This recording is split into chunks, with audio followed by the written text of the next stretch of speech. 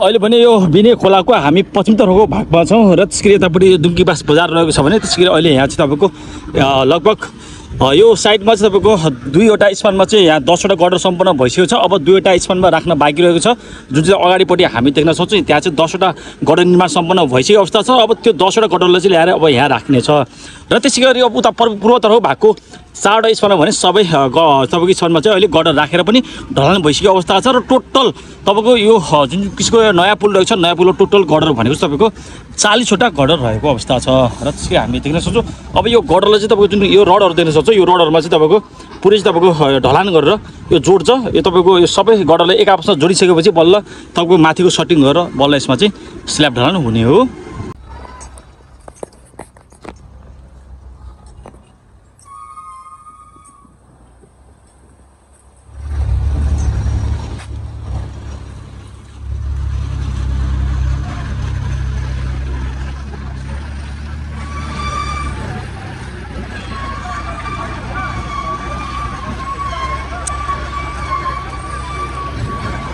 यो चाहिँ तपाईँको पश्चिमतर्फको पहिलो स्पान रहेको छ। यहाँ 5वटा गर्डर रहेको छ, यहाँ पिलर हामी देख्न सक्छौँ र त्यसै गरी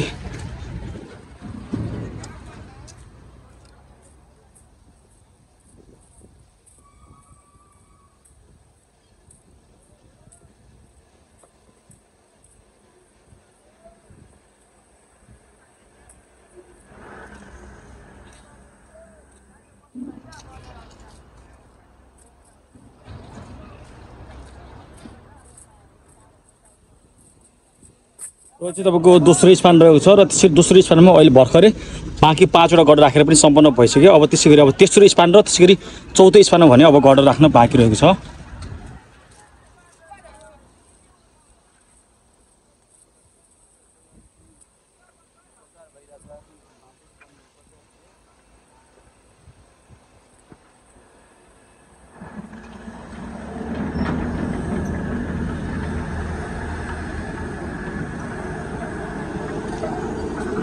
यो तपाईँको तेस्रो भयो भने त्यसरी यो चौथो स्पान भयो, जहाँ चाहिँ अहिले अब त्यहाँ बाँकी रहेको त्यो 10वटा गर्डर यसमा 5वटा यसमा 5वटा राख्न त्यसको लागि अहिले यहाँ ठाउँ बनाएको हामी देख्न सक्छौँ। र अब अर्को गर्डर लिनुको लागि त्यहाँ तपाईँको टेलर पनि गइसकेको छ भने त्यसको 2वटा क्रेन पनि गइसकेको अवस्था छ।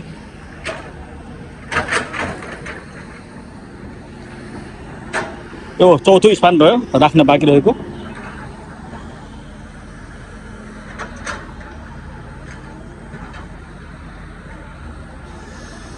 त्यसको यो अर्को पिलर भयो भने त्यसको यो 5औं नम्बरको स्पान रहेको छ, जुन चाहिँ ढलान भइसकेको छ। त्यसै गरी 6औं 7औं 8औं यताको सबै 4वटा चाहिँ तपाईँको स्पान चाहिँ ढलान भइसकेको अवस्था छ। र त्यसको फुटपाथ भने चाहिँ तपाईँको उतापट्टि साइडमा चाहिँ रहेको अवस्था छ, यतापट्टि चाहिँ छैन। त्यो चाहिँ 2 लेनको चाहिँ अहिले पुल निर्माण भइरहेको अवस्था छ।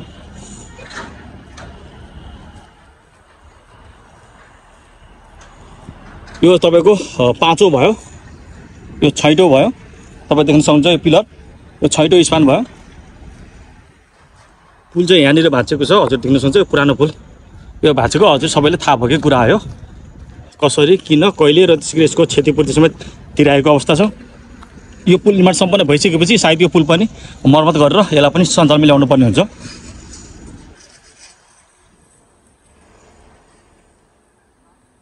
त्यसै गरी यो 7औं यो पिलर देख्न सक्नुहुन्छ।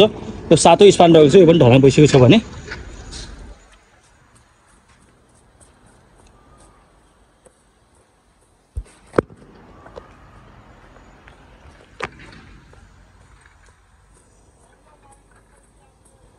के छ आरामै। यो चाहिँ तपाईँको 8औं स्पान भयो, यो पनि अहिले यो अन्तिम भयो। पूर्वको पहिलो भयो भने पश्चिम तर्फबाट यो अन्तिम भयो। यो पनि तपाईँको अहिले ढलान सम्पन्न भइसकेको अवस्था छ। भनिसकेपछि अहिले चाहिँ आधा चाहिँ तपाईँको निर्माण सम्पन्न भयो, अब आधा बाँकी छ भनेर हामीले बुझ्नु पऱ्यो। र यो बसेको समयभन्दा अगाडि यो जसरी भए पनि सञ्चालनमा ल्याउनै पर्ने हुन्छ, नत्र अब यो बसेको समय यो खोला नदी आइसकेपछि तपाईँको यो खोलादेखि वारेर पारेको जुन चाहिँ सवारी साधन छ यो चाहिँ तपाईँको बिछिँदै हुन्छ है त। र त्यसको पिच भने थोरै अगाडिसम्म आइसकेको अवस्था छ। अहिले एप्रोच गर्नुको लागि यहाँ अब धमाधम काम पनि भएको अवस्था छ।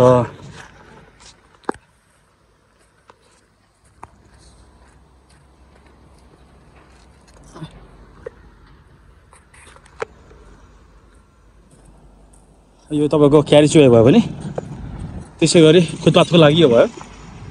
जुन चाहिँ लेफ्ट साइडमा मात्रै रहेको छ त।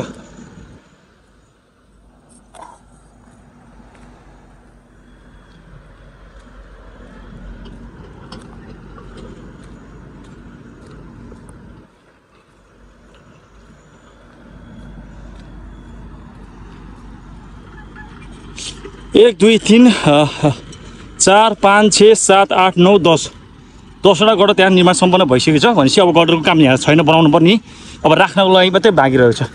लगभग यो चाहिँ अब तपाईँको विचारमा लगभग अब 5 दिनसम्म यो सम्पन्न हुन्छ कि जस्तो मलाई लाग्छ।